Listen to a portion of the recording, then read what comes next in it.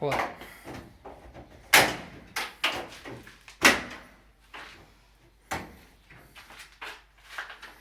We call this reverse IKEA. One of the original owners of this home built a bookshelf out of sheetrock and metal. And we don't want a bookshelf right here. And it is solid as a rock. Gives you an idea of what it kind of looked like before. So, reverse puzzle Casey.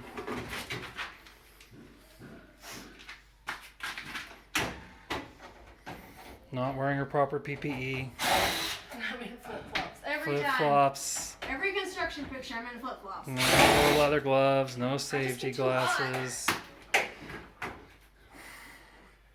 What do we gotta say? Hopefully OSHA doesn't show up and shut us down.